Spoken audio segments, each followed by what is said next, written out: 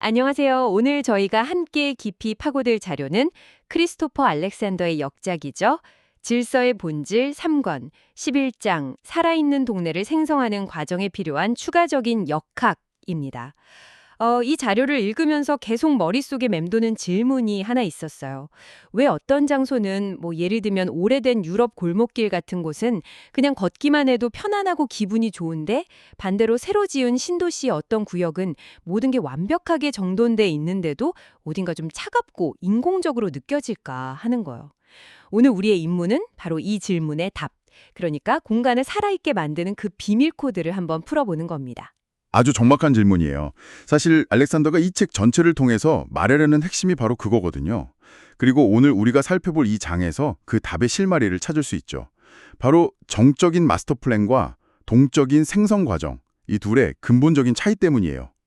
우리가 차갑다고 느끼는 대부분의 현대도시 개발은 실제 삶을 고려하기보다는 그냥 지도 위에 모든 걸 미리 그려넣는 정적 계획의 결과물일 가능성이 아주 높아요. 정적 계획이라, 마치 거대한 색칠 공부 책에 정해진 번호대로 그냥 색만 채워 넣는 그런 느낌이네요. 그럼 그 반대편에 있다는 동적 과정은 대체 뭔가요? 자료 초반에 나오는 멕시코의 멕시칼리 주택단지 사진이 되게 흥미로웠어요. 1976년 사진이랑 20년 뒤인 1996년 사진이 같이 나오잖아요. 네네. 근데 20년 된 모습이 낡았다기보다는 오히려 훨씬 더 자연스럽고 편안해 보이더라고요. 꼭 처음부터 그 자리에 있었던 것처럼요. 바로 그게 동적 과정의 힘을 보여주는 상징적인 예시죠. 한번 상상해 보세요. 맨 처음엔 아무것도 없는 땅이었어요. 누군가 거기에 자기 집을 한 채 지어요. 그 다음 이웃이 들어오는데 먼저 지어진 집의 창문 방향이나 햇빛을 피해서 자기 집을 짓겠죠. 아, 사람들이 모이니까 작은 가게나 하나 필요해지고요. 그래서 사람들이 가장 많이 지나다니는 길모퉁이에 가게가 생기는 거죠. 그 가게를 오가면서 흙길이 자연스럽게 다져지고요. 그 다음에 들어오는 건물은 그 길과 가게, 그리고 저 멀리 보이는 언덕의 풍경까지 다 고려해서 자리를 잡게 됩니다. 그러니까 모든 새로운 단계가 그 이전에 이미 존재하던 것들에 대한 일종의 응답으로 이루어지는 거군요.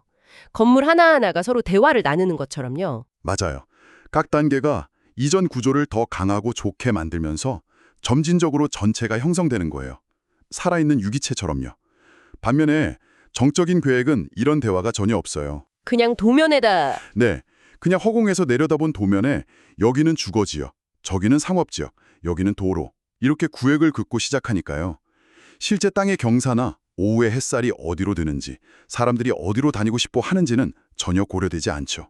그 결과 모든 요소들이 서로 유기적으로 연결되지 못하고 섬처럼 흩어져 있는 죽은 공간이 태어나기 쉬운 거고요. 이론은 정말 매력적인데 한편으로는 이런 생각도 들어요. 이 동적 과정이라는 게 좀 너무 이상적이고 비효율적으로 들리거든요. 특히 긴급하게 주택이 필요한 가난한 사람들을 위한 사업이라면 속도와 효율성이 정말 중요할 텐데 말이죠. 자료에 나온 콜롬비아의 산타로사 데 카발 사례가 바로 그런 딜레마를 다루고 있어서 인상 깊었어요. 네, 아주 중요한 지적이에요.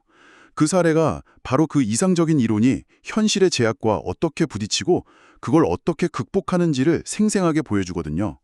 76가구를 위한 동네를 만드는 프로젝트였는데 핵심 원칙이 딱 하나였어요. 모든 가족이 자신의 집을 직접 설계한다. 직접 설계한다고요? 건축 교육도 받지 않은 사람들이요? 그렇죠. 근데 여기서 설계라는 게 우리가 생각하는 것처럼 CAD로 도면을 그리는 게 아니었어요. 일단 가족들이랑 같이 실제 땅으로 갔어요. 그리고는 나무 말뚝이랑 끈을 가지고 우리 집은 대충 이 정도 크기였으면 좋겠어요. 길은 이쪽으로 나면 좋겠네요. 하면서 땅 위에 직접 표시를 하는 거예요. 아, 실제 공간감을 느끼면서 네. 그렇게 해서 길의 위치, 집의 대략적인 윤곽이 먼저 정해지고 그걸 바탕으로 건축가들이 모델을 만들고 정식 도면을 그렸어요. 순서가 완전히 반대인 거죠. 와, 생각만 해도 엄청난 과정이었겠는데요? 근데 이런 방식을 싫어하는 사람들이 분명 있었을 것 같아요. 당장 돈을 대주는 쪽이라던가. 정확해요. 가장 큰 장애물은 바로 은행과 지원단체들이었어요. 그 사람들은 이게 말이 되냐? 모든 집을 똑같은 표준 설계로 지어야 한다고 아주 강하게 주장했죠. 하긴 제가 은행 담당자라도 그랬을 것 같아요. 집 모양이 다 다르면 나중에 담보 가치는 어떻게 산정하며 재판매는 어떻게 하냐. 또 표준화해야 건축비도 싸지는 거 아니냐. 뭐 이런 현실적인 반론이 충분히 가능하잖아요. 맞아요. 그들은 사회정의나 경제적 효율성 같은 그럴듯한 논리를 내세웠어요. 모두에게 공평하게 똑같은 집을 주는 것이 정의다, 이런 식으로요. 하지만 알렉산더와 주민들은 끈질기게 맞섰습니다. 그들의 논리는 이거였어요. 모든 가족의 삶과 꿈이 다른데 어떻게 똑같은 모양의 집에 살게 하는 것이 존엄성을 지키는 길이냐. 각 가족의 영혼이 담긴 집이야말로 진정한 의미의 보금자리다. 결국 수많은 논쟁 끝에 모든 집이 그 땅의 모양과 가족의 필요에 맞춰서 저마다 다른 고유한 형태로 지어졌어요. 이건 단순히 집을 짓는 방식을 넘어서 효율성이라는 이름 아래 개별적인 삶의 가치를 획일화하려는 거대한 제도적 관성과 싸워 이긴 아주 중요한 승리였죠. 들어보니까 정말 대단하네요. 그렇다면 이 콜롬비아 사례의 경험을 바탕으로 아예 처음부터 새로운 동네를 만든다고 할 때 이 동적 과정을 일종의 레시피처럼 정리해 볼 수도 있을까요? 자료에서 베네수엘라 과사레 지역을 위해 고안했던 이론적인 과정이 딱 그런 것 같았어요. 네, 그 과사레 프로세스가 동적 과정의 핵심을 단계별로 잘 보여주는 레시피라고 할 수 있어요. 가장 혁신적인 부분은 역시 일반적인 개발 순서를 완전히 뒤집는다는 점이에요. 첫 단계부터가 특이하더라고요. 보통은 땅 사면 구획부터 나누고 대지 경계선, 그러니까 재산권부터 확정하잖아요. 근데 여기서는 동네의 중심이 될 가장 좋은 장소를 찾는 것부터 시작해요. 그렇죠. 그게 1단계예요. 사람들이 자연스럽게 모여서 이야기 나눌 수 있는 광장이라든지 전망이 가장 좋은 언덕 같은 곳을 먼저 찾는 거죠. 그리고 2단계로 그 중심을 향해 사람들이 걸어 다닐 작은 길들을 놓아요. 3단계에서는 그 길의 경계를 형성하도록 집에 부피감을 배치합니다. 길이 먼 있고 집을 짓는 게 아니라 집들이 모여서 길이라는 아늑한 공간을 만들어내는 거군요. 맞습니다. 그래서 유럽의 오래된 마을길들이 그렇게 아기자기하고 정겨운 느낌이 드는 거예요. 건물들이 길을 포근하게 감싸 안아주는 듯한 느낌. 네네, 맞아요. 그리고 4단계로 그렇게 배치된 집들 사이사이에 각 집을 위한 정원을 만드는데 그냥 남는 땅이 아니라 그 자체로 온전한 형체를 가진 긍정적인 공간으로 만들어요. 그리고 마지막, 가장 중요한 5단계. 이 모든 과정이 끝난 뒤에야 비로소 법적인 대지 경계선을 긋습니다. 맨 마지막에 긋는다고요? 이건 그냥 순서의 차이가 아닌 것 같은데요. 거의 철학의 차이처럼 들려요. 이게 왜 그렇게 중요한 건가요? 이게 바로 이 과정의 가장 급진적인 부분이에요. 법적인 재산 경계선을 가장 나중에 긋는다는 건 추상적인 돈의 논리나 법의 논리보다 사람들이 실제로 공간을 경험하는 방식, 편안한 길, 햇살 좋은 정원, 멋진 전망을 최우선으로 두겠다는 선언이거든요. 현대의 모든 부동산 개발은 네모반 듯한 필지를 먼저 나누고 그 안에서 최대한의 용적률을 뽑아내는 것에서 시작하잖아요. 이건 그 금융적, 법적 모델을 완전히 뒤집는 거예요. 인간의 삶이 먼저고 재산권은 그 다음에 그걸 기록하는 수단일 뿐이라는 거죠. 와, 도시개발의 패러다임을 바꾸는 이야기네요. 스케일이 너무 커서 솔직히 한 번에 다 이해하기는 좀 벅찬 것 같아요. 이 거대한 철학을 아주 작은 인간적인 스케일에서 보여주는 사례도 있을까요? 자료에 나온 샌프란시스코의 벤치 이야기가 딱 그런 것 같았는데요. 맞아요. 포트메이스 벤치 하나를 만드는 그 이야기는 동네 전체를 생성하는 과정을 그대로 압축해 놓은 완벽한 축소판이에요. 이걸 보면 동적 과정이 얼마나 구체적이고 실용적인지 알 수 있죠. 저도 그 부분이 정말 재미있었어요. 처음에는 그냥 날카로운 U자 형태로 스케치를 했는데 뭔가 아니다 싶었던 거죠. 네, 그래서 팀원들이 콘크리트 블록을 가져와서 현장에 대충 U자 모양으로 쌓아놓고 직접 앉아봤어요. 아, 진짜로요? 네, 그러면서 여기는 등이 좀 불편하네? 이쪽은 너무 각졌어. 하면서 몸으로 직접 가장 편안한 형태를 찾아낸 거예요. 그 결과 날카로운 U자가 아니라 몸을 감싸주는 부드러운 곡선의 C자 형태가 되었죠. 이게 첫 번째 단계, 형태 찾기예요. 몸으로 답을 찾는 거죠. 그렇게 찾은 형태를 그냥 아무 데나 둔 게 아니라 그 장소에 맞게 또 조정을 했더라고요. 그렇죠. 벤치의 완만한 곡선이 저 멀리 보이는 알카트라즈 섬의 풍경을 가장 아름답게 담아낼 수 있는 방향으로 미세하게 각도를 틀었어요. 장소에 맞추기 단계죠. 그런데 가장 어려웠던 건 주연과의 조화였어요. 벤치 옆에 이미 있던 난간 모양이 비대칭이었거든요. 그걸 맞추려고 수십 가지 복잡한 디자인을 시도했는데 전부 다 어색했어요. 아, 결국 내린 결론은 그냥 상황을 있는 그대로 두자는 거였어요. 억지로 맞추려 하지 않는 게 최선의 조화일 때도 있다는 걸 깨달은 거죠. 제가 가장 무릎을 쳤던 부분은 마지막 기둥 추가 부분이었어요. 벤치를 만들어 놓고 보니까 다들 바깥 풍경만 쳐다보고 있어서 서로 대화가 없다는 걸 발견했잖아요. 맞아요. 그래서 고민 끝에 벤치의 중심에서 약간 벗어난 안쪽 위치에 작은 팔각형 테이블을 하나 추가했어요. 그랬더니 사람들이 자연스럽게 테이블 쪽으로 몸을 돌리면서 서로 마주보고 대화할 수 있는 가능성이 열린 거예요. 이건 기존의 좋은 구조, 즉 전망을 해치지 않으면서 새로운 중심, 즉 대화를 추가해서 전체를 더 풍요롭게 만든 아주 멋진 사례죠.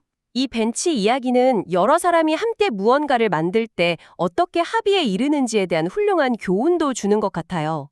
자, 여기 디자인 A안과 B안이 있습니다. 투표합시다. 이런 방식이 아니었잖아요. 그렇죠. 대신 전망을 향하는 게 더 좋을까요? 테이블에 있으면 대화하기 편하지 않을까요?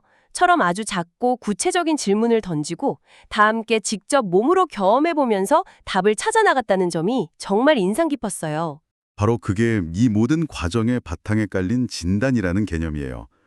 동네를 걸으면서 이곳은 햇살이 따스해서 사람들이 모이는구나 하고 느끼는 것, 혹은 저 골목은 어둡고 쓰레기가 쌓여서 왠지 기분이 나쁘다고 느끼는 것. 자료에서는 이게 단순히 개인의 주관적인 의견이 아니라 공간의 건강 상태에 대한 객관적인 진단이라고 주장해요. 대부분의 사람들이 놀라울 정도로 비슷하게 느낀다는 거죠. 객관적인 진단이요? 사람마다 취향이 다를 텐데 그게 가능한가요? 물론 개인차는 있겠죠.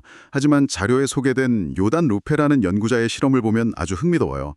샌프란시스코의 한 동네에서 사람들에게 좋은 장소와 나쁜 장소를 지도에 표시하게 했더니 정말 놀라울 정도로 의견이 일치했다는 거예요. 아, 정말요? 네. 살아있는 동네를 가꾼다는 건 바로 이렇게 동네의 건강 상태를 지속적으로 진단하고 약한 부분은 수리하고 강한 부분은 더 강화해 나가는 끝없는 과정인 셈이죠. 듣다 보니 정말 인간적이고 긍정적이고 희망적인 접근법이라는 생각이 드네요. 그런데 이 과정이 항상 이렇게 아름답게만 작동하는 건 아니겠죠? 현실의 복잡한 문제들과 부딪혔을 때도요. 자료 마지막 부분에 이스라엘의 모샤브 쇼라신 프로젝트에 대한 짧은 언급이 나오는데 뭔가 씁쓸한 뒷맛을 남기더라고요. 네, 저자 본인이 직접 겪었던 실패 혹은 한계에 대한 고백이죠. 알렉산더가 이 생성 과정을 적용해서 유대인 공동체 마을을 만드는 프로젝트에 참여했어요. 그런데 과정 중에 의뢰인들이 이웃한 팔레스타인 마을에 대해 굉장히 적대적인 견해를 가지고 있다는 걸 알게 된 거예요. 예를 들어 새로 만드는 마을이 팔레스타인 마을을 감시하거나 위협하는 형태로 배치되기를 원했던 거죠. 이런 건축 과정 자체가 정치적인 무기가 될 수도 있는 상황이었군요. 그렇죠. 알렉산더는 그런 비인간적인 목표에 자신의 이론이 사용되는 것을 받아들일 수 없었고 결국 그 프로젝트를 떠났다고 밝히고 있어요. 그 이야기가 참 많은 생각을 하게 만드네요. 어떻게 보면 이 살아있는 공간을 만드는 과정 자체가 굉장히 윤리적인데 그 과정에 참여하는 사람들의 사회적, 정치적 신념이 건강하지 않다면 어떻게 되는 걸까? 아무리 완벽한 건축 이론이라도 그 땅 위에 살아가는 사람들의 마음속에 미움이나 배제가 있다면 살아있는 공동체를 만드는 건 불가능하다는 뜻으로 읽히기도 해요. 이론이 현실의 증오 앞에서 무력해지는 순간이랄까요? 굉장히 중요한 통찰이에요. 그 대목은 이 이론이 만병통치약이 아니라는 걸 명확히 보여주죠. 건축 과정은 진공 속에서 일어나는 게 아니니까요. 그것이 자리한 복잡한 인간관계와 정치적 현실과 결코 분리될 수 없다는 걸 보여주는 저자의 아주 정직한 자기 성찰이라고 생각해요. 오늘 우리는 거대한 동네 계획부터 작은 벤치 하나에 이르기까지 공간의 생명력을 불어넣는 동적 과정에 대해 정말 깊이 있게 탐색해봤네요. 핵심은 결국 모든 것을 한 번에 완벽하게 설계하려는 오만을 버리고 지금 이곳에 있는 것들에 귀 기울이고 응답하면서 한 걸음씩 유기적으로 전체를 생성해 나가는 겸손한 태도에 있는 것 같아요. 맞습니다. 정적인 청사진에서 벗어나 각 단계가 이전 단계의 구조를 보존하고 더 풍요롭게 강화하는 구조 보존 변환을 연속적으로 해나가는 것. 그것이 바로 알렉산더가 말하는 동적인 과정의 핵심입니다. 그래야만 길, 마당, 집, 벤치 등 공간의 모든 조각들이 저마다의 온전한 중심을 갖고 살아 숨쉬는 장소가 될 수 있는 거죠. 얹어보고 싶어졌어요. 우리가 살펴본 살아있는 동네는 필연적으로 불규칙한 길과 다각형 모형의 땅을 갖게 되잖아요. 그런데 우리가 사는 현실을 보면 부동산 등기 시스템부터 아파트 공사 방식, 심지어 가구 디자인까지 모든 것이 네모만 듯한 직선과 직각을 기본으로 구축되어 있죠. 그렇다면 만약 우리의 도시와 동네가 오늘 이야기 나눈 것처럼 진정으로 살아있는 방식으로 성장하고 펼쳐져 나가려면 우리는 지금의 법률, 경제 그리고 행정 시스템의 무엇부터 근본적으로 바꿔야만 할까요?